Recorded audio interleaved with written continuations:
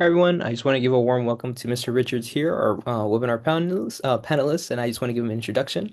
To start off, Mr. Richards provides leadership in the areas of recruitment and outreach for the MD, MD MBA, and MD MPH programs. Prior to his current post and admissions, he worked in the Keck School Curriculum Department on examination development for the MD program.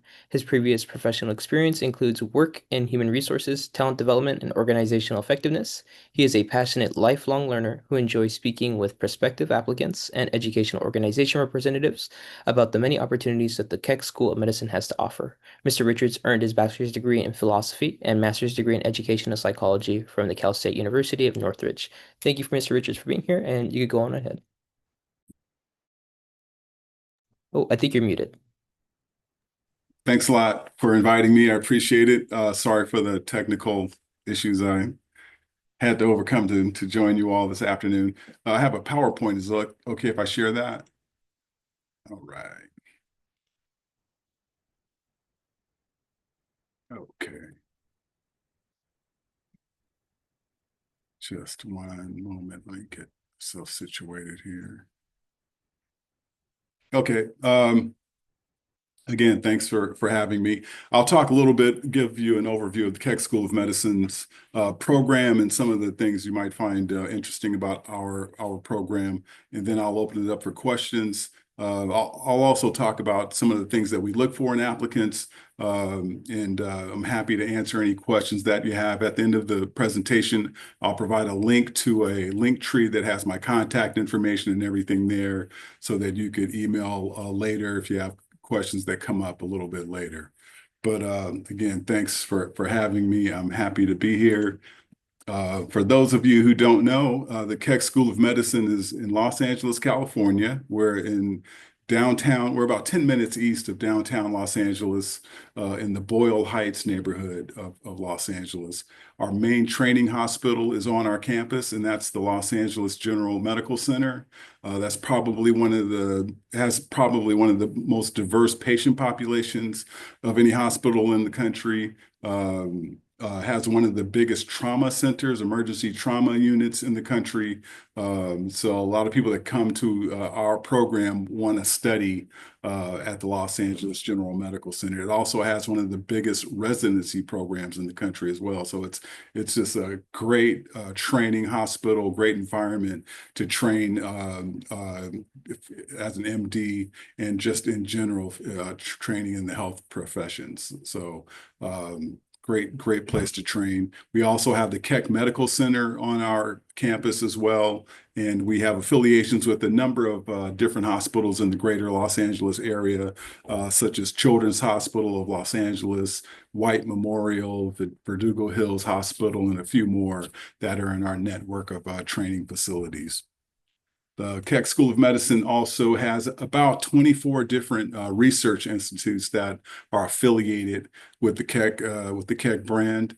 So we do a lot of research. I think we ranked about 26th overall in NIH funding over the last few years. So research is a very big part of the life of the campus of the Keck School of Medicine, and I just mentioned that for those of you who are interested in making research part of your medical education at a school like a Keck School of Medicine, you have plenty of opportunities to make research as big a part of your medical education as you would like. Educationally, Keck offers a lot of different programs. We have 2 undergraduate programs, a BS in Global Health and a BS in Health Promotions and Disease Prevention. They offer 22 different master's degree programs, 10 PhD programs. There's a School of Pharmacy on our campus, a PA program, which is affiliated or a part under the Keck umbrella, but it's in Alhambra, which is about 10 minutes from our campus. And we have an occupational science and occupational therapy program located on our campus. So with those 3 things, healthcare, research, and education, we have a really big footprint in providing health care and research throughout the world, basically, but centralized right here in the greater Los Angeles area. So I represent the MD program, and we do have an MD PhD program that's carried out in affiliation with the California Institute of Technology. We also offer dual degrees in MPH and MBA programs. Those are open to our current MD students who are in the third year are eligible to apply to those two programs. Those two programs extend the total education time to 5 years instead of the regular 4-year MD program. The MD PhD program, the research portion of that program can last anywhere from 3 to 7 years, depending on the specialty or the topic, your research topic and your line of research. And I'll be happy to answer more detailed questions about that MD PhD program a little bit later if you have any.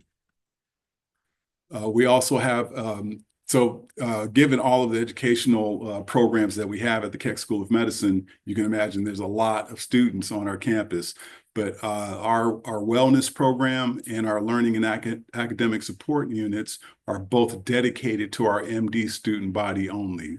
MD student body, staff, and faculty only. So they have the wellness program has a curriculum that is embedded in the MD curriculum because physician resilience is a big concern in the medical field, and they address that by teaching students to take care of themselves, seek help, and take advantage of the resources that are offered through the program.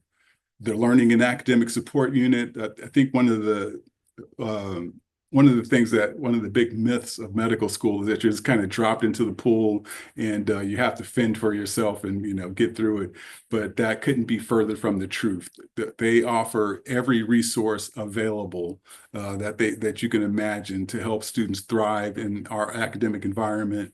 We have peer tutoring. Our third-year students and our second-year students are trained and paid to tutor our first and second-year students. We have one-on-one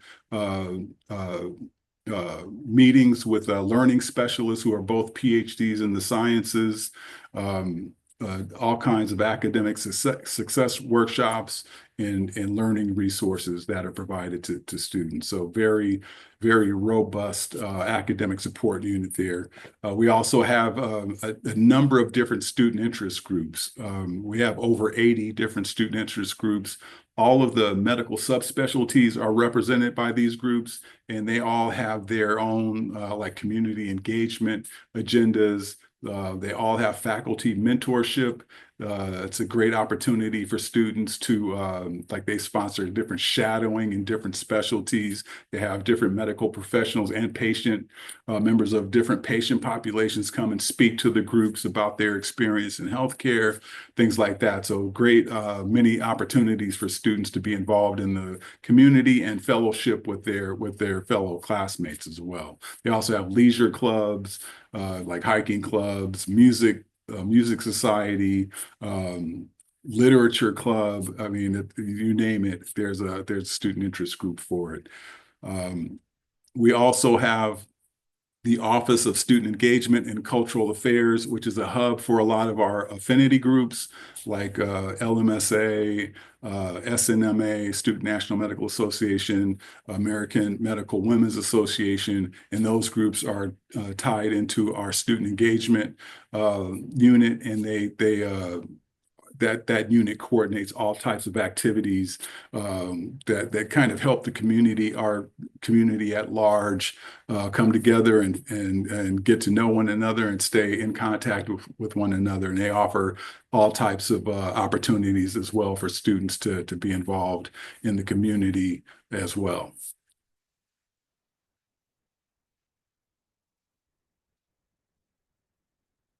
So one of the great features of our program is our organ system learning. In the first year and a half of the program is all pass-fail exams in the organ system learning. Each organ system block is about 4 to 6 weeks long, culminating in a pass-fail exam. Promotes a lot of collaboration amongst our student body. We have a health justice and systems of care component to the four-year curriculum that's embedded in the curriculum as well. Graduates of with the MD degree also graduate with a certificate in health justice and systems of care. We have plenty of student leadership opportunities. Every phase or part of our organization has student leadership, student representation in the leadership, from our admissions committee, interviewing committee, our admissions committee, curriculum committee. Every point of contact with students has student representation represented. So that's a good thing as well. We have an early immersion doctor-patient relationship skills training program. It's called Introduction to Clinical Medicine. And the way it works is by our third week of medical school, we break our students into various cohorts. And for this ICM group, they're broken into cohorts of 6 to 8 students, and they're assigned a physician faculty, and they meet twice a week. They learn how to take histories. They follow or shadow this physician in the wards. We have standardized patients come in so they can practice on history taking and diagnosing certain illnesses and things like that. So you get your feet wet right away with patient interaction through this program. We also have another system of cohorts that are the learning communities, and those are groups of 24 students, and that's kind of like the home base where and it's assigned 2 professors, 2 faculty physician, and they kind of piggyback on the curriculum lectures throughout your first 2 year or year and a half of the didactic portion of the medical school. And they're open, the learning communities are open 24/7, coded access. All of the lecture materials and everything are housed online, so they're always available. And not all of the classes are mandatory, so you have a lot of freedom in the way that you set up your schedule, how much time you spend on campus. For those of you who are interested in research, I mentioned the number of research institutes that are affiliated with Keck, but we have a Dean's Research Scholarship Program. Students that are in their 3rd year are eligible to apply to that program, and people that are granted entry into that program will receive a $25,000 stipend. They do research for they take a leave of absence for a year, and they do research for 9 months, and then they have 3 months to write their paper and have their paper published. So that's a great program for folks that want to incorporate research into their medical education. There's all manner of scholarship opportunities through our donor network. Our class size is 120, and we offer typically about 30 to 35 1- and 2-year tuition scholarships to members of our incoming class. And once the class matriculates, you have opportunities throughout your 4 years of medical school to apply for scholarships through our donor network and other sources that the financial aid office sources throughout your time at Keck. The goal is to help you kind of offset some of the costs, because they understand that medical school is insanely expensive, and they do whatever they can to kind of ease that burden for you all. This is a snapshot of our curriculum. It's basically our curriculum is 3 phases. There's the scientific and clinical foundations phase, where you go through the organ systems. First, you start off with like an introduction to medical sciences block for the first 3 or 4 months, and then after that, you rotate through the organ system blocks, and you do that for the first year and a half, and then this half of your second year, after the winter break, you have dedicated time to study for the USMLE Step 1 exam and to prepare for your clinical immersion in the clerkship rotations. There are 7 clinical rotations that are required. Each one is about 4 weeks. some are a little longer, 5 weeks, 6 weeks or so, and they culminate in National Board of Medical Examination exams after you complete each section of that. Then once you finish that portion, you start what we call the individuation and transformation phase of your education, where we really try to help you tune in and discover for yourself the type of medical professional you envision yourself being. We provide coaching. We provide all manner of career advising resources to help you select the right medical specialty to do your residency in and prepare for residency interviews and things like that. So that third phase is critical, and it contributes to we have a amazing success rate for our residency matches. We're at like 97% year after year in residency match rate. And here's a snapshot of the last match that we had. That says 2024. I think I grabbed a older slide and stuck it in there, but similar numbers and similar outcomes pretty much year after year. Psychiatry has gone from being like fourth or fifth on this list to being number two. Like that has, since the pandemic, that has really increased a lot. But like you see, 78% of our students matched in California, and I think 25% of that group are staying at Keck. So yeah, it's a really great residency match career advising unit that we have for our students. Here's a snapshot of our last incoming, or not our last incoming class, but we just seated a class on Monday. But this is the class of 2028. Similar numbers. Everything here is pretty much the same. Every year, it seems like we get more and more people that have been out of school for two years or more, taking gap years. We get a lot of people that have gone to community college that enter our program. So, for those of you, that are in community college, don't just as long as you do well in that part of your education, that will bode well for you. So don't think just because you're going to a community college school that's some kind of blemish on your record or anything. Here's a overview of the timeline of the admission cycle. We just started sending out invitations to complete our secondary about 3 weeks ago. We'll start interviewing in late August, at the end of this month, or early September, and we'll interview all the way through next February, maybe into March. We're on rolling admissions. We start accepting people into the program on October 15th, and we'll be accepting people all the way through like mid-July. So it's a very busy period. You want to make sure that you get your application materials set early on and apply early if you can. But everyone who submits an application within the posted deadlines gets a full review and are considered for interviews. So don't worry if you do apply closer to the deadline. That doesn't necessarily hurt you at all.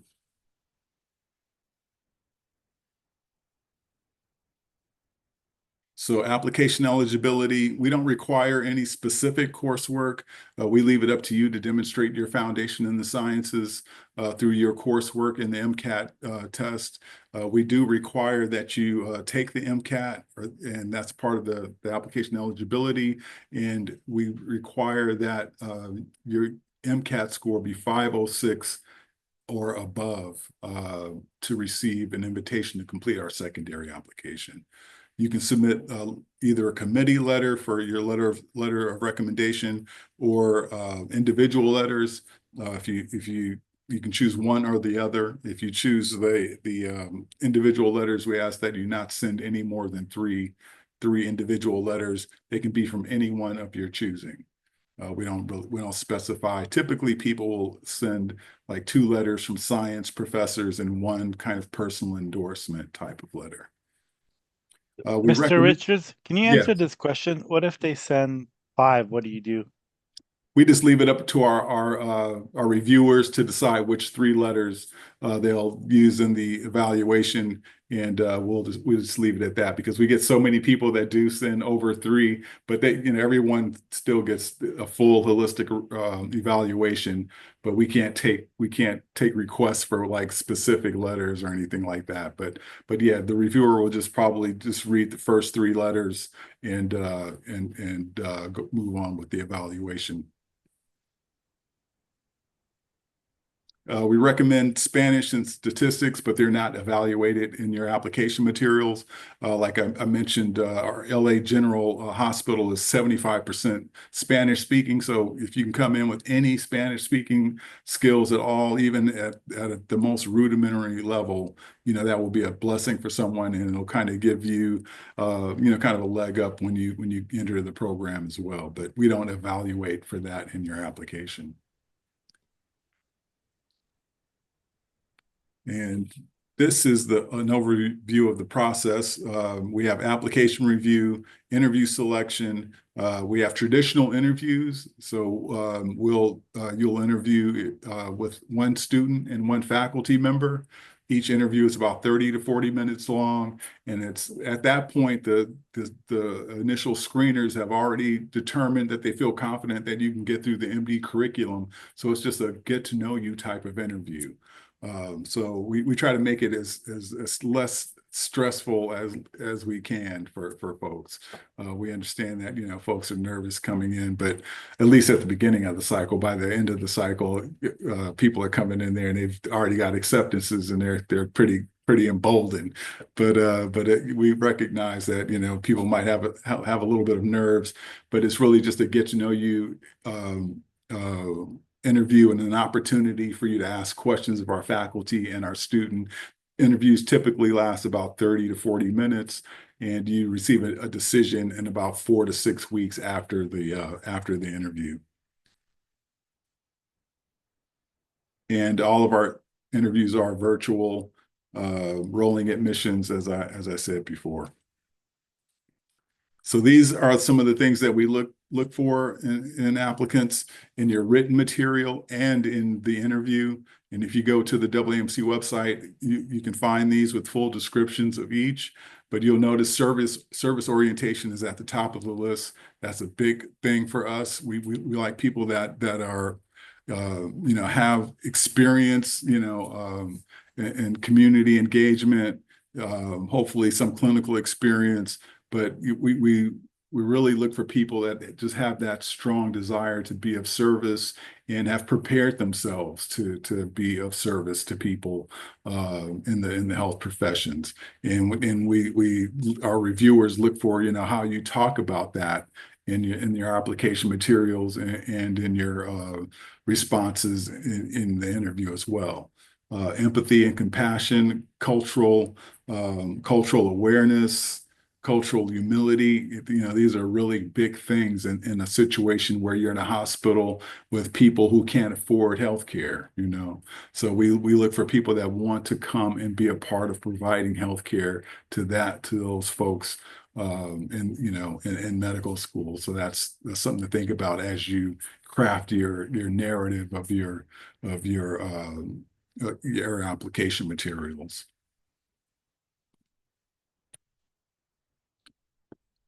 So these are 4 things that every medical student we accept has. They have a strong intrinsic motivation.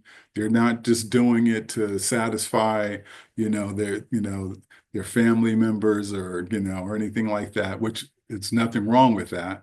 But they are doing it for them. It's like something they feel drawn to, like they feel like they have a calling for, and that they want to be a part of. And they can express that really well in their written materials and the way they talk about themselves and their interests and their values. They all have meaningful extracurriculars. It looks like the things they've chosen to do to prepare for medical school are things they would probably be doing to some degree, even if they weren't going to medical school. They demonstrate a commitment to whatever their community of interest is. Even people that don't necessarily have like a one community of interest.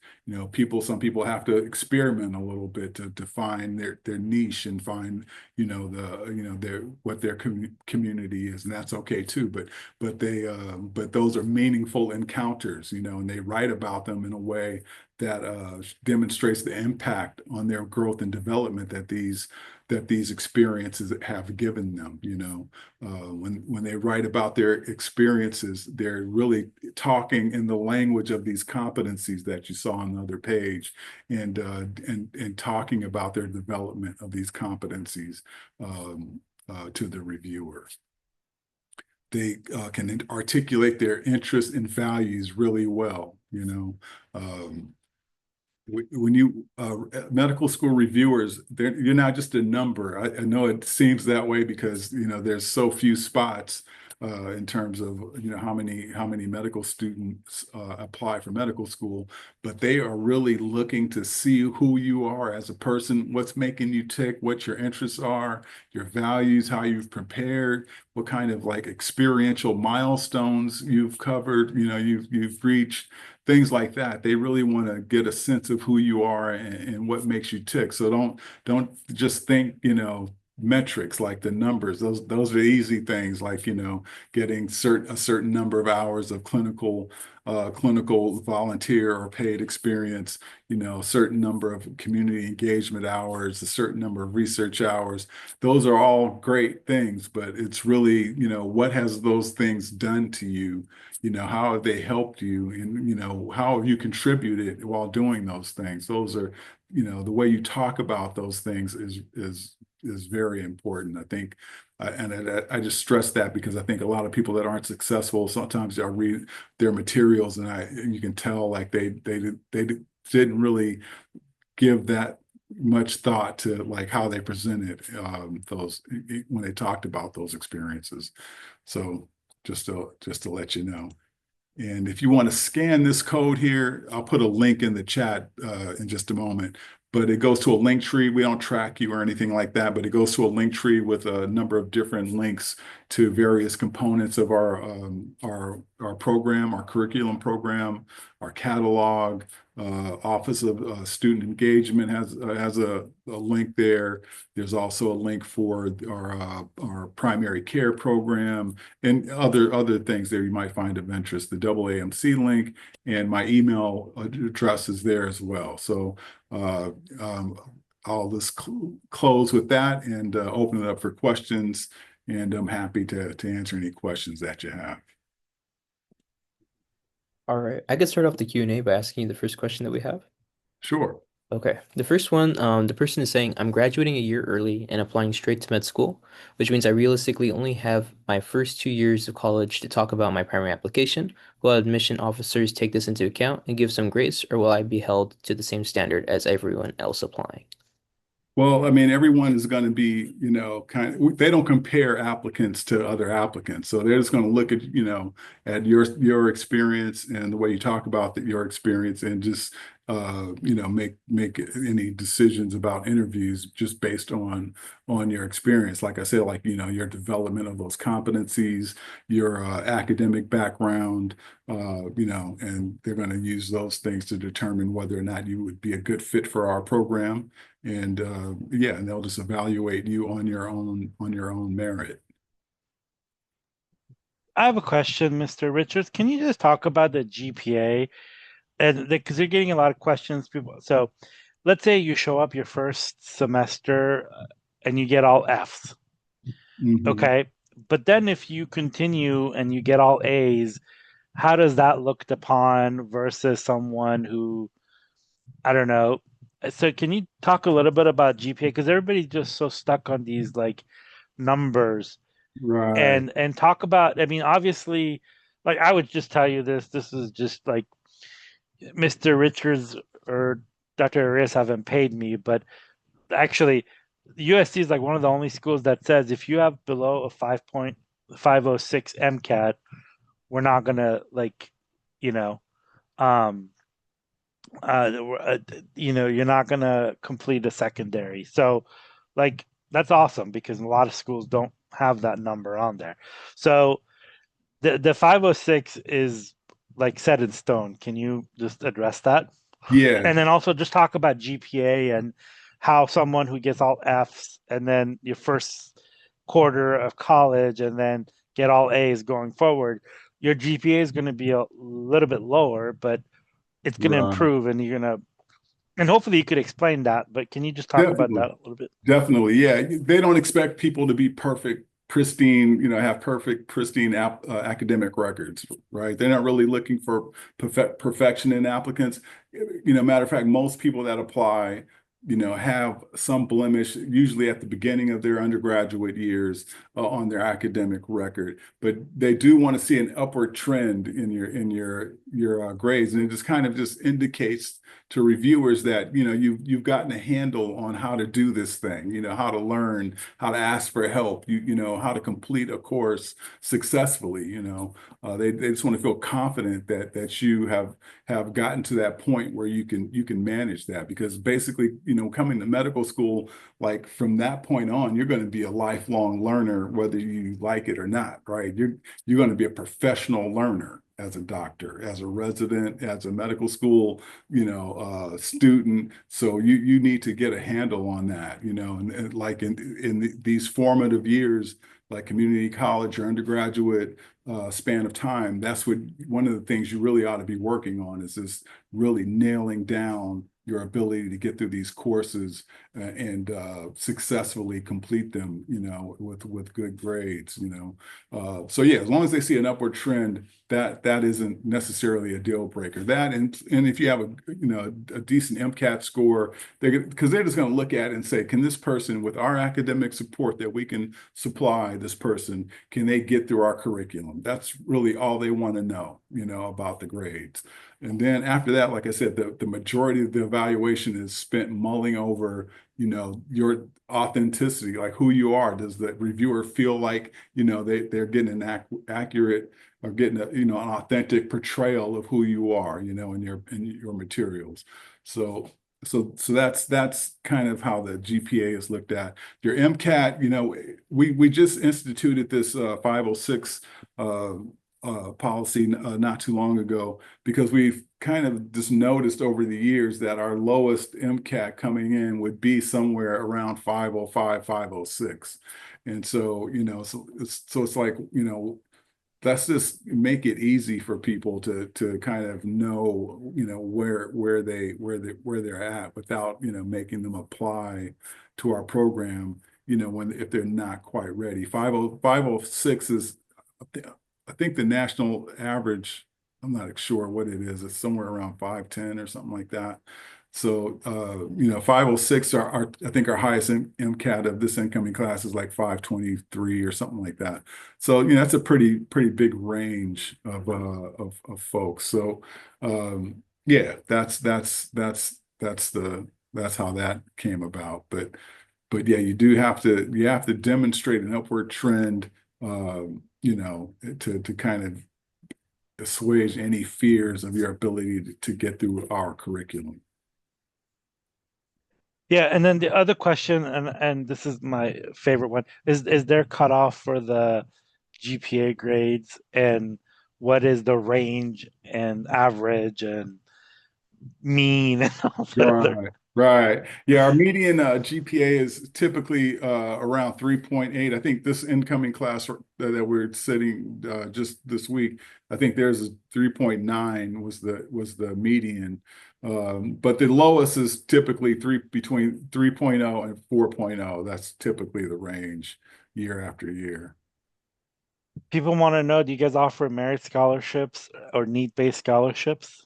We do, like I mentioned, we offer about 30 to 35 uh, first, 1 and 2 year tuition scholarships, and there'll be a couple of people that will receive 4-year tuition scholarships, but the majority of the scholarships will be 1 and 2 year tuition scholarships. Then once you matriculate into the program, you'll have opportunities to apply for funding through our donor network as well. Yeah, and the current Dr. Arias actually basically has left her entire state for scholarships for students. So yeah, yeah. Yeah, very generous of her. She's always given a lot in that regard to students at our school. Yeah. Are you going to have our new dean, Dr. Fung, on this he's actually program? spoke. He Okay. spoke, and he's actually coming back in the fall as well. Oh, that's good. Yeah, he's great. He's just starting for us. He's kind of been Dr. Arias and him have been kind of co-leading this past year, and Dr. Arias is going to step aside in a couple of months here, and Dr. Fung will take over. Yeah, I've actually told Dr. Fung that he has some very big shoes to fill. So Yeah, definitely, definitely. Dr. Arias is, yeah, she's a legend around Keck, around these parts. Another question we have, they're asking about clinical experiences. I think you answered a little bit about like the effectiveness being like something that's meaningful to you, but in terms of like our threshold for volunteering clinical hours and shadowing, what would you say that would be for USC Keck? I think, somewhere around, it varies from applicant to applicant. I think on the MSAR, we say something like 40 or 50 hours of some type of clinical experience, combination there of clinical experience and community engagement type experience. But but they don't, I mean, your application won't be like discarded if it's less than that. Everyone will still that applies still will receive a holistic evaluation. But I think the average is, I mean, it varies widely. You'll have some people that will be accepted into our program. They might have 40, 50 hours of various experiences, clinical and volunteer experiences. Some people will have hundreds, maybe even thousands of hours. So, and the same goes for research as well. I've seen people come into our program with 20, 30 hours of research, some with thousands of hours. So it just varies and depends on your the means, because it's kind of hard to get clinical experience these days, and they recognize that. But so that's where writing about those experiences and really fleshing out the impact on those experiences on your growth and development become very important. You know, especially if you have like limited time in those in those experiences, because another part of that reviewers are looking for is, has this person given themselves enough opportunities to even be able to foreclose on a career in medicine? Have they done enough, seen enough to know, like, this is it, this is for me. I've seen. for the next 40 years. Yeah, for the next, really, for the rest of my life, is this something that I want to dedicate my life to, And they want to see that you've given yourself enough opportunity to claim that, because that's a pretty big, that's a pretty big, piece of the elephant to chew on. So, yeah, that's kind of how they look at that. Yeah, and just going back to the grades, we're still getting questions about the grades, and it's like, people are saying, well, I've had like bad grades. You can't change the past. You could only change the future. And so find out why you did bad. Obviously, if you had illness, family issues, economics, you can't, talk about those. But also as somebody who examines their life, why did you get bad grades? Maybe you were working too much or going to too many fraternity parties. Like those are all like part of growing up and assessing your life and making changes on that. So I think a lot of you guys are just worried about things that you cannot change, and the things that you can change, find out why you did that and then improve on that. Maybe you need better learning skills. Maybe you need to learn how to study better. Maybe there's a whole science of like learning, and the internet's a really great tool for it. Like, something you've done that didn't work, like try something else. Like these things are not easy. You're not born, you know, having all these things, you learn it. And so figuring out how you do that, that's, I think, is really important. Definitely very important. And another thing I'll say too about this whole preparation journey is really, you ought to be looking at it as if, this is like setting the foundation, that you're going to draw on for the rest of your life. It's not just a matter of checking off the boxes. This is, you are investing in your own future in doing these things, like doing, community engagement, doing research, keeping up, good grades. These are things that are gonna build your character, and I think if you look at this whole process as a tool, like it's an opportunity for you to develop as, as a human being, and if you look at it as a tool for your own personal growth, I think the things will be much easier, and you will, really get something out of it, because the thing is, like, not everybody's gonna, you might, get so far in your preparation, realize, maybe being a doctor isn't for me. Maybe I want to go into, like bioengineering or something, or, or whatever, so you kind of want this to be an exploratory time, a time that you are figuring out like who you are, who you want to be, and how you want to go about that, So don't just look at it as you're just checking off the boxes. That would be my advice. And then another question, just to add on that, like a little bit more to expand. When in terms of students who already finished school and their GPA set in stone, what sort of resources or advice would you give for like improving academic achievement or something like make up for it? Like, what are some resources you would provide? Yeah, yeah. Well, a lot of people do exactly, they go back to school, they do some type of educational enrichment, they take a post-bacc or something like that. Um, those are all good things. Like, especially like if your grades, like if you finished, your undergraduate time and you still feel like, you never got a handle on it, and you're not feeling confident in your ability to, to get through programs, then yeah, you need to work on that by figuring out like where, maybe some of your more challenging, where you're challenged at academically, and get help.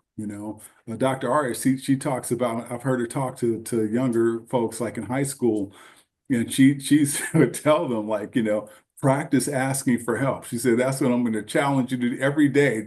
Make up something and go ask somebody to help you with something. You need to get used to doing that. That shouldn't be a thing. You should just be able to do that without feeling weird or anything, So yeah, you need to figure out where you're challenged at, and just address it head on, and try to improve.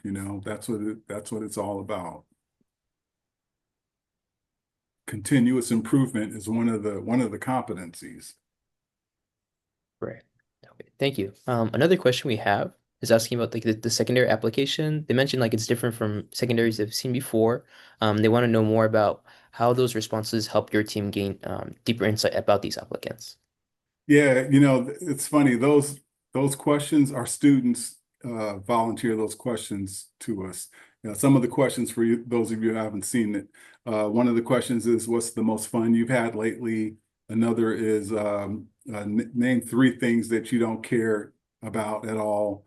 I think another one is like, if you had abundant wealth, how would you allocate your charitable contributions?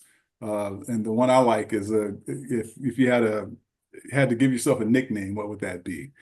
So it's just an opportunity for people to tell a little bit more about themselves, and kind of just further humanize their application materials. That's kind of how we look at it. There's no like, no like psychological like rubric attached to that at all. It's just an opportunity for you to talk about yourself, show a little bit of your lighter side within reason. Don't go crazy, on it, on being yourself. Just be that, but that much, but just keep it within reason. But that's just something for you to have fun with. Oh, another one. Name something that you didn't get that you felt that you deserved? Now that one, people can go dark on that one. So be mindful of that. And that is very telling. So yeah, I'll just leave it at that. Thank you for that one. Another question we Can have. I actually ask this one? This is going on. So somebody wants to know the MCAT. They took the MCAT the first time and they didn't do that well, but the second time they scored 522, which is a 490 looked down upon or the 520. I mean, you'll see all the grades, right? All the MCAT Right. scores. Yeah, they'll just look at all of the scores and just kind of take it for what it's worth. Like, yeah, this person, maybe they had a bad day that when they first took the MCAT, maybe they hadn't prepared, in the way that they could have, and they went back and prepared, and they took it and did very well in it. That definitely looks good. The only kind of thing that raises concerns is if like somebody takes multiple MCATs. You should strive to only take one MCAT. If your MCAT is somewhere around the national average, that's a good MCAT score. If you keep taking it, and most people, that person is very fortunate, or very, very few people score, that much higher than their original MCAT. So, some people even score less. So you don't want to keep taking it. Some people will be taking their MCATs like just repeatedly 3, 4, 5 times, and it doesn't vary by more than a couple of points. And that just looks like, you're just forcing it. You're not really, stepping back, figuring out a plan, getting help, and addressing it in the proper way. So you definitely don't want to just keep taking it. And if you got a good score, that's around the national average, you don't want to appear to be trying to be a perfectionist either. There are people with 525 MCATs and 4.0s that never get an interview, because the evaluation isn't just a metric thing. So keep that in mind. They're not looking for perfect academic backgrounds necessarily. So And then one other question is, do you separate the undergraduate GPA from somebody who gets a master's? yeah, it's all visible, in the way it's presented. It's all visible right there. They can see each academic program, each year of that program, and then cumulatively they can see the GPAs, and they can see it broken down by, like the science GPA, or just cumulative all over GPA. So, they can see it every sliced and diced every which way. And like I said, they're basically they're just looking at it like, with this person's academic background and our resources, can they get through our program? That's the long and short of it right there. Another question we have, they're asking about what advice would you give to applicants who are trying to go straight through to medical school? And what are some common pitfalls you see in those applicants? Yeah, I think one, yeah, I'm not sure if there's any, like, I mean, we get a quite a, most of the people do come straight out of their undergraduate program into our program. So, and they're great applicants. I think that doesn't necessarily, like coming straight into the program doesn't necessarily correlate to like, you know, like being deficient in some way or anything. I think what I think what ha I think what the people that aren't successful, for the most part, I mean, there are thousands of people who make great medical students and great physicians that we can't interview everybody. We get thousands of applications for 120 spots. So, so there's that. There's that chunk of people that are great applicants that we just, we don't have the capacity to interview and accept. And then there's, that group of people who, you know, sometimes I think a lot of times the writing isn't good. Like, especially if a person doesn't get an interview, it's possible that, maybe they didn't create like a compelling narrative that talked about, or hit upon those things that we talked about earlier, those competencies, and showing their growth and development. And the competencies, maybe they weren't clear about, maybe they just didn't make a really compelling impression about who they are and why they should be admitted into medical school, you know. But I think a lot of times it's just the writing part. I think that is a big thing. I think otherwise great candidates kind of sell themselves short by not really articulating, you know, who they are. Because I think a lot of people think they're going to win the day with the metrics, and so they kind of get lazy on that part, that self-discovery kind of reflective part of that, you know, writing, you know, the personal statement and about your experiences. That's where the rubber meets the road. That's where you really should be spending time on. Thank you for that. Another question we have for context, this student is a Canadian student and they're curious about how Keck evaluates international students, especially Canadians, and what are specific challenges at admissions or tips that you would recommend? Yeah, you know, we accept international students are eligible to apply. We had a Canadian student that came in a couple of years ago, but the vast majority of our applicant pool are California natives, you know, U.S. citizen California natives. So I think it's just a kind of a numbers thing as far as like international students getting into our program. We're a private program. We can accept anyone we choose. We don't have any constraints in that regard. But People yeah, don't want to leave California. right. Just say sorry. Right. But yeah, California love. you know, and I would say like for international students, like any kind of I don't know, you know, yes, it's hard to say because like I said, it's not we don't have a state of residence preference or anything like that. So you know, you just have to do the same things that the other applicants do. You know, you have to demonstrate these competencies and you know have decent grades, good MCAT, and all of those same things. It probably wouldn't hurt to have some kind of affiliation with underserved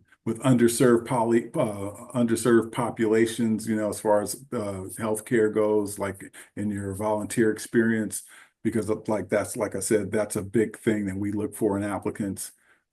So having that kind of experience, even if you know you're out of the country or in a different country, would definitely parallel the types of experience that we're looking for in our applicants.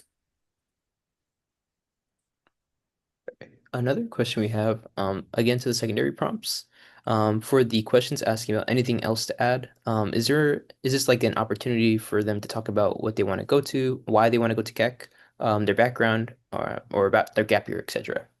Yeah, all of the above. Yeah, people use that for anything. Like some people that might touch upon like a blemish on their record or something like that, or talk about some encounter they've had with with a Keck program. You know, some people we get a lot of people that have volunteered at LA General Medical Center or one of our affiliated hospitals, or people that know medical students, or in some way have had experience with our programs in some ways, have attended, events, sponsored by our student interest groups, anything like that. People might add that just to kind of, fill in a little bit more about themselves.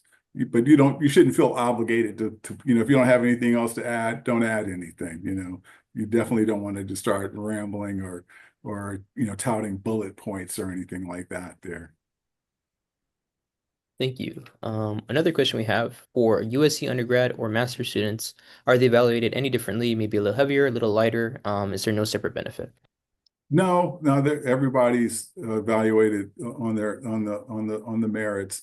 We typically actually are, up until this last class, we typically accept more UCLA students than any other undergraduates in the country, because UCLA puts out more pre-meds than any school in the country. So there's enough pre-meds from UCLA each year to fill up every school in California. So So you guys saying you guys don't have love for UCLA students? we oh no, we love yeah, they're our That's favorites. what I'm saying. You have love for them. Definitely, we definitely do. But you should see like on interview day, like when they talk, when they have the little welcome session with the dean, everybody goes around and says what school they're, their undergraduate school, and the Bruins, they always feel a little hesitant. It's like they really think like we're gonna, hold it against them that they're Bruins and from an inferior football school. We wouldn't do that. But yeah. Yeah, again, we're getting a lot of questions. People saying, should I do EMT? Should I do phlebotomy? Should I do X, Y, Z? Do you look for one, like what's the secret to like the clinical experience that you want them to have? Absolutely. Yeah, there's no certain specialty or anything. It's just the environment. Any experience that you can get where you're around other medical professionals and patients, that's really all we're kind of looking for. Like I said, we need to know that you've seen the medical profession and that you can make an informed decision about becoming a physician. But as far as particular specialties, we do get a lot of people that have been EMTs, or we get a couple of nurses, seems like each cycle that come into the program. But we don't, reviewers, medical school reviewers, I think in general, don't really care what your undergraduate major was, as long as you have taken those science courses that demonstrate your foundation in the sciences. It's really, I think you should be looking for things that interest you. Do, even in the clinical experiences, go for things that you have a genuine interest in, because you're going to be able to talk about those things in a more compelling way than if you just, like I said, trying to fill in the boxes, or the buckets of experience. So look at it from the inside out. Follow your experience, your interest, and gain experience and your competency through that.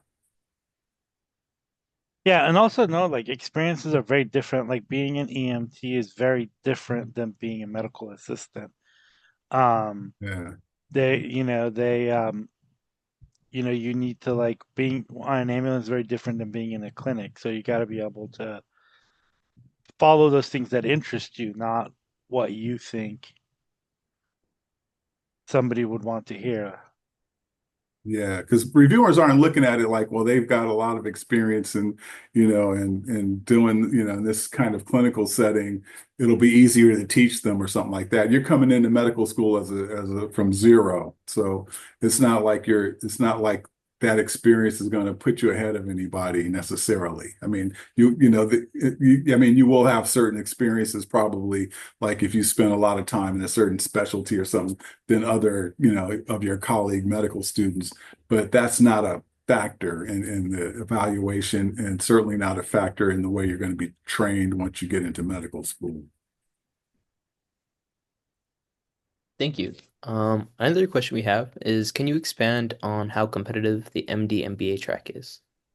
Um, I don't have any numbers on that, but I think they get about 10 or so applicants of our students that apply to that each year. And they have to apply and meet the requirements of the MBA program to get in. But I don't know what like what the success rate is of that, unfortunately.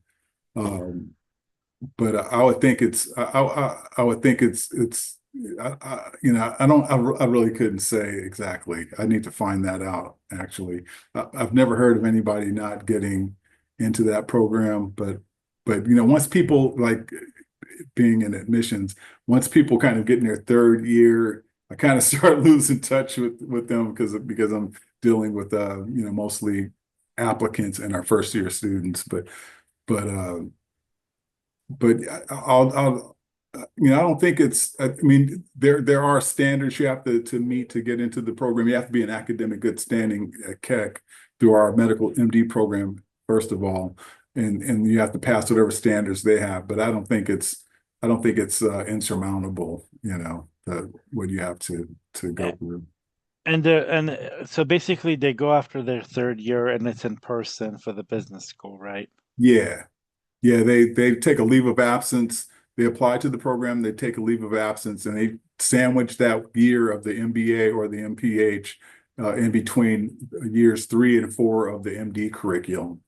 And so they'll go do that, the MBA, and then they come back and complete year 4 of the medical school curriculum and then graduate after 5 years. And Thank from what I've heard from people that do that, our MPA, I think the MPH is a little more popular among our students than the MBA. But what I've heard is like, that kind, once they go to that program, to either of those programs, that's just like regular school. I mean, by their theory in medical school, they're clicking on all cylinders, and that's just, just another something they don't, I don't think they find it overwhelming to complete those programs. Thank you. Another question we have is how will the possible changes in federal grant funding affect the MD PhD program at Keck? Yeah, yeah, it's hard to say at this point. I mean, it's already a pretty competitive program. We get about 250 applications each year for the MD PhD program, and we accept about 4 students, 4 to I think 5 this last time. So I think I don't see that changing. So it's already a pretty tight kind of competitive program as it is. But I'll just mention another little bit about that program. Like I said, it's in conjunction with California Institute of Technology. So any of the PhDs that they offer or any of the Keck PhDs are open to students that apply to that program. And they provide a $45,000 a year stipend while you're doing that degree program. And the way it works is you do your first 2 years of the MD curriculum, and after each of those first 2 years, you do lab rotations. And after your second year of lab rotations, you apply to which lab you want to do your research in. You go away and you do your research. You go away. I mean, Caltech is about a half hour from our campus, but you do your research 3 to 7 years, depending on what your research is, and then you come back and complete years 3 and 4 of the med school curriculum. And it's all the tuition is paid, and you get a stipend for it. Thank you. And then kind of also a little bit off of that, they're asking about, is there a MD-JD partnership between Gold and Keck at USC? Is there? I didn't catch all of that. I'm sorry. They're asking, MDJD. yeah. Mhm. Oh, no, there isn't. There isn't. Unfortunately, yeah, that would be nice if there was, but there isn't. But we have had people who had already earned their JDs come into our program, our MD program, but we don't have a dual degree program. And are they the most popular kid? Just Just kidding. Just kidding. That's Just kidding. funny. Just kidding. Another question we have is when it comes to shadowing experience, what do medical schools look for from it? Yeah, they just look shadowing, you're not really doing a lot, much patient interaction or anything, but they're just, like I said, just looking to see that you've surveyed the field and you can make an informed decision, as to whether it's the right field for you, and your shadowing experience and other experiences. And the way you talk, like I said, the way you talk about its impact on you, that's what they're really looking for. I mean, shadowing, they know you're not doing any, you're just following along and looking. And they just want to hear about your experience, how that benefited you, what did you think about that? How did that help you decide foreclose on a career in medicine? Another question we have, more about courses and do MCATs expire in terms of like applications for students going into USC? Yeah, the MCAT, the valid MCAT date range is 3 years from the matriculation date. So people that are applying this year to enter the program in August of 2026, their oldest MCAT has to be can't be any older than January 1st of 2023. And that just rolls over each year. So 3 years from the point of the time that they enter the program, that's the valid range. And how about courses as well? Do those expire? Courses, no, that does not expire. Understood. Okay, thank you. So Another one question. student here, Yep. this is actually a pretty interesting question. Um, this student wants to know, should they do clinical experience or research experience, and which one is the most important Yeah. for?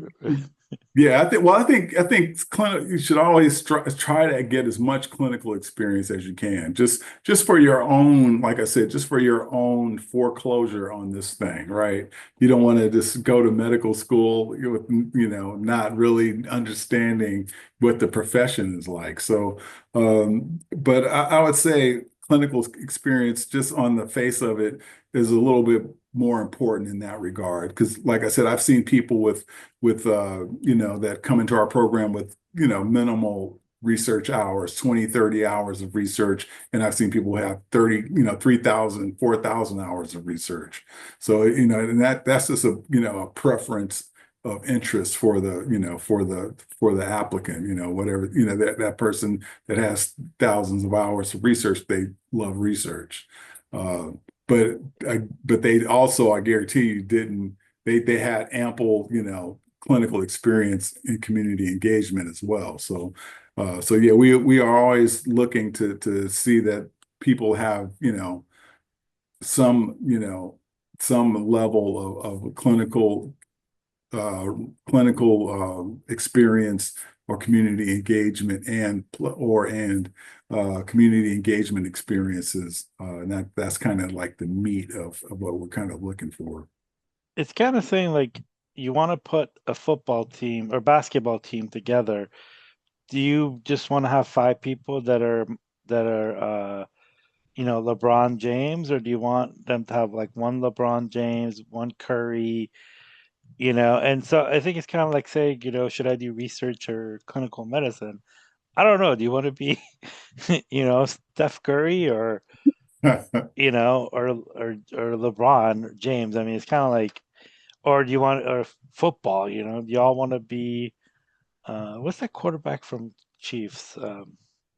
Patrick Mahomes. Patrick Mahomes, or do you want to, so you got to have it all. Like you gotta, like you putting like these schools put together teams, and they all don't want everybody to be the same because you know if you have all Steph Curry's, you can't catch the rebound. So it's kind of Yeah. like Yeah, and I think a lot of people think that too, like, we're looking like you have to fit this certain mold, but actually it's almost the opposite. Like I think just being your authentic self in your application materials and and introducing yourself like that. That's what's going to make you stand out, not just trying to be, figure out what, everybody else is and trying to be like that. That's going to make you look like everybody else. So,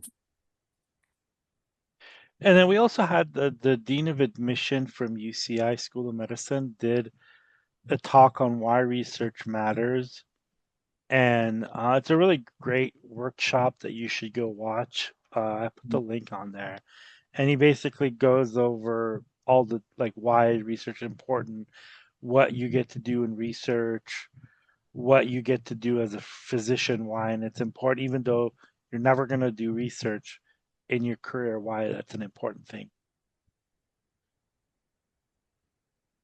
Okay. Another question we have is a student who has transferred from one university to another for like their personal reasons, not related to anything about academics. How might that be viewed about for medical school admissions committees? nothing wrong with that. We see a lot of people that go to multiple schools. This, as long as you do well, that's really what they're looking at. It's going to be looking at your performance overall for the most part. Okay. And then another question we have is for students worried about the future of medicine, medical school applications, and financial insecurity, what insights could you offer on navigating a tumultuous political, economical, and social state while hoping to reach medical school? Yeah, I would say, make as many connections with people in the health professions as you can. When you're volunteering, like if you volunteer in places where there are medical students, you want to try to, network with them as much as you can, but getting to, if you can find mentorship in the health professions from professionals that, in a field of your interest, that is invaluable, and, you just, you want to build your own, your social network. You want a strong network of people that are, have similar pursuits and interests as you, and, people that you can lean on and kind of help you through these times. Because yeah, it is, this is a, we're in a state of flux right now.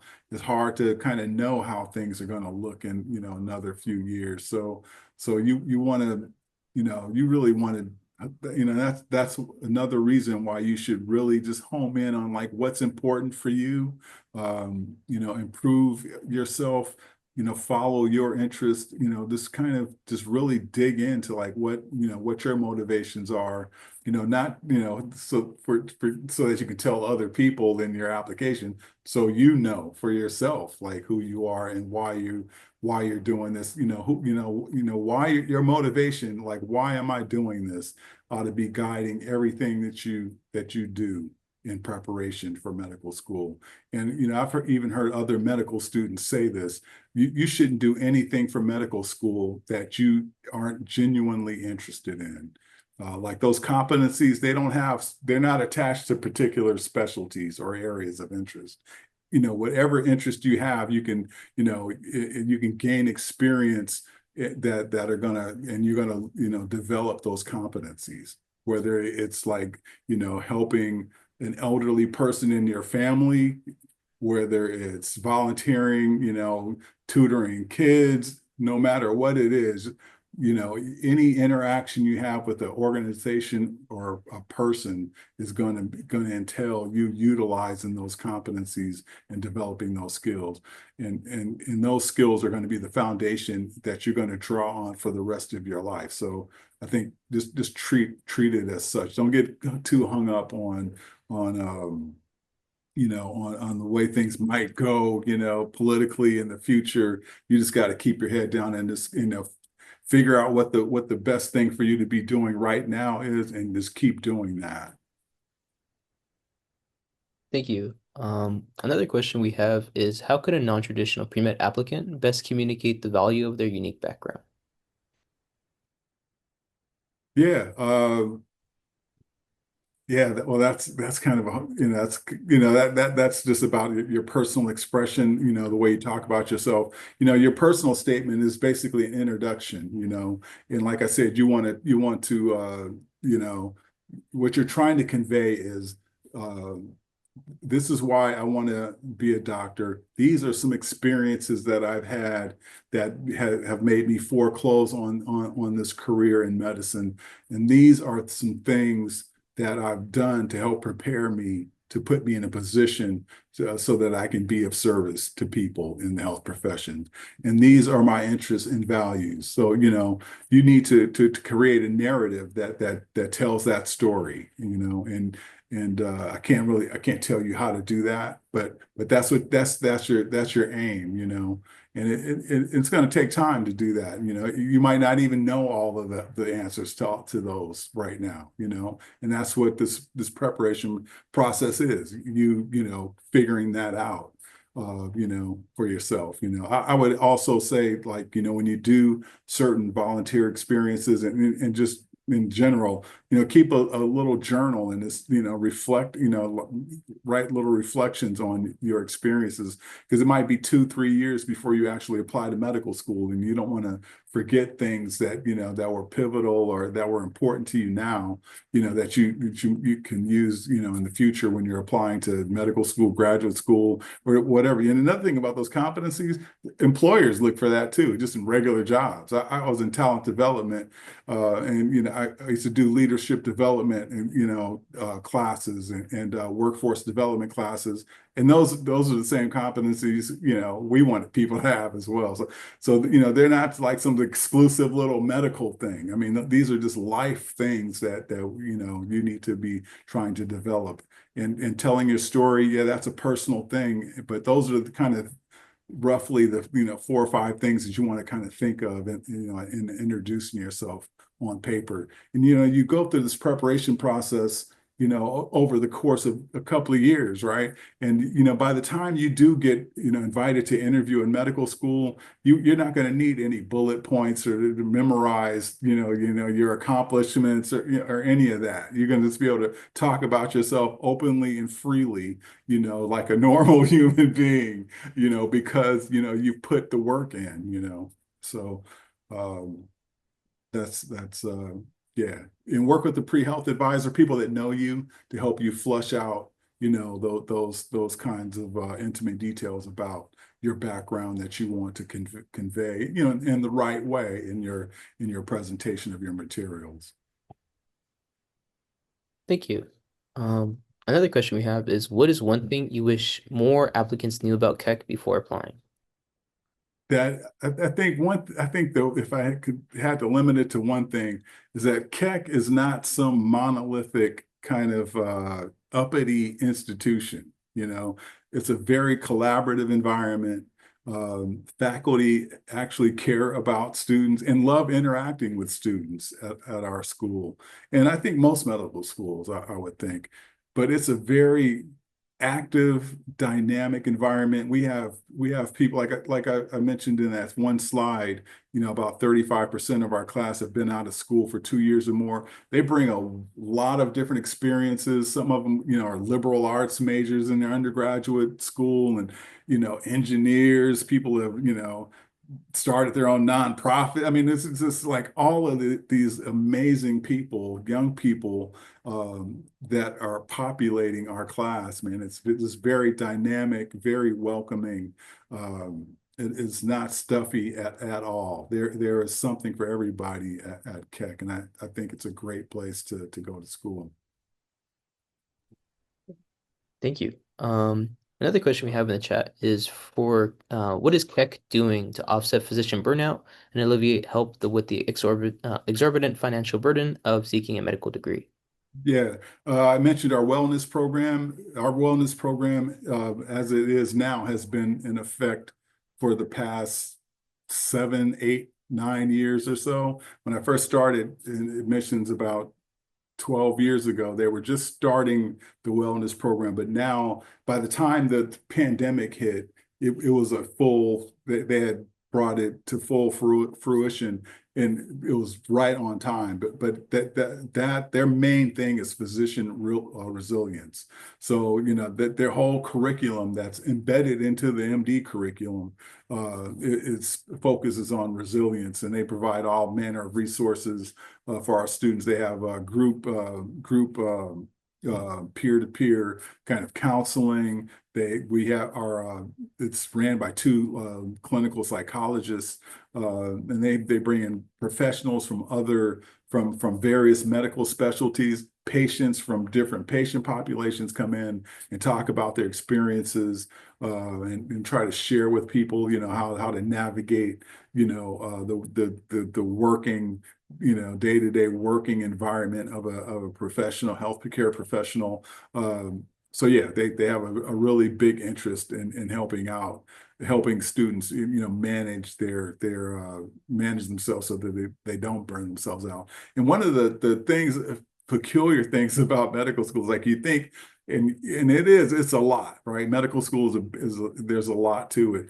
But I've heard people say like their first year was definitely not as stressful as they thought it would be. By the time you get to your clerkship years, there's going to be more demands on your time because you're going to go through these clinical rotations that require you to be, available for certain periods of time and things like that. But there's a lot of leeway in the way you put your schedule together, in medical school, and they do a lot to help you so that you don't burn out. And one of the things that you should learn now is, managing your time, and building in time for things that you love doing, making that part of your schedule. But yeah, you'll see if you look at that link tree, and I'll put I'll put that in the chat there again, just so you have it. There's a link to our wellness unit there. And you can see their whole portfolio of services there. There's also a link to the academic support unit there, and you can see their whole portfolio of services. It's a lot. It's too much for me to talk about in one sitting, but you go there and they have a lot there that you would find interesting. And as far as the financial situation, yeah, like I mentioned, our class size is 120. We give out about 30 to 35 1 and 2 year scholarships, 2 or 3 full tuition scholarships to members of our incoming class. Keck School of Medicine has a large donor network. Once you matriculate into the program, throughout your 4 years of medical school, you'll have opportunities to apply for other scholarship funding to help offset the cost of tuition. Most of the tuition or scholarship funds that our students receive come from our donor network throughout their 4 years of school.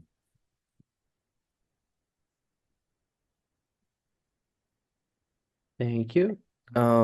Another question we have is, how is research integrated in the MD curriculum for students, and are MD students allowed to pursue their own research with the faculty mentor?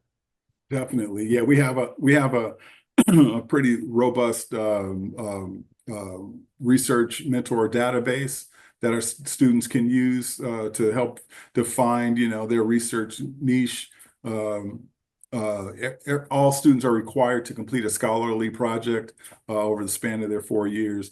And it can be on any topic of their choosing. It can be public policy related. It can be, hard bench science related. It's up to them. But most students that I talk to, they make introductions with physicians and researchers just by emailing them, calling them, or going to their office and talking to them, asking can they shadow them, interview them, things like that. They're, faculty are very accessible there at the Keck School of Medicine.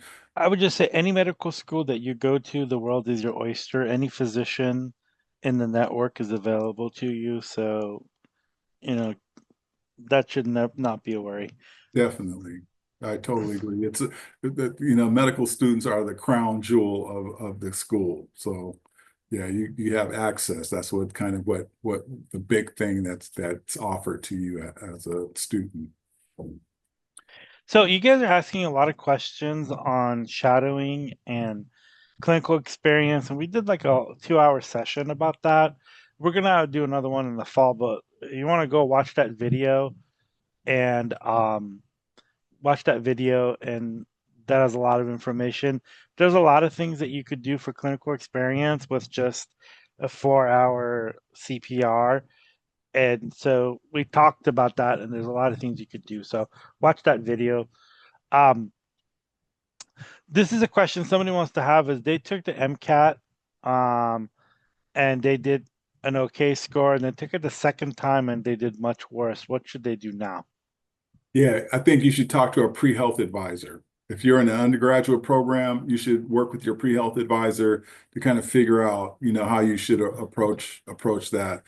Because it's not just your MCAT score in isolation. Your MCAT score by itself isn't going to make or break your application. It's your MCAT score in conjunction with your overall academic body of work, as well. So you need to talk to someone who can go over your body of work with you and make suggestions about, how you ought to approach that. Sometimes, you might think your MCAT score is bad because you wanted a certain score or something, but it might be good enough to get you into a medical school, but you need to talk to a professional, a pre-health advising professional to really help you to understand where you fall. Another thing that the AAMC offers on their website, I'm not exactly sure what section, but it's under data tables, and you can see like the GPA and MCAT of all of the last incoming class. Which schools, the ranges of MCAT scores, the combination of MCAT and GPA, like the percentage of applicants that matriculated with that, with those metrics and things like that. You can kind of gauge, where you're at and all of that as well. But it's under AAMC. If you search on data tables, I posted it. Okay, good. Yeah, check that out. But definitely you want to work with the pre-health advising officer because I only know Keck, but they'll know the ins and outs of more universities. A lot of assuming many of you are Californians on this call, but a lot of out-of-state medical schools love California applicants, and they, a lot of times offer funding for California applicants. So, if you can, you definitely want to include out-of-state schools in your search or preparation when you choose which medical schools you want to apply to as well. Somebody's very upset here that they're not a California resident and they want to be acknowledged. So sorry. That's funny. Hey, Joe Bean, I've got time for maybe one more question, and then I'm gonna have to call it. All right, I'll let Marco decide. I think the last question here, how does USC view letters of interest, and when, in your opinion, is the appropriate time? Yeah, we actually only accept letters of interest for people who have interviewed with us and been placed on the wait list.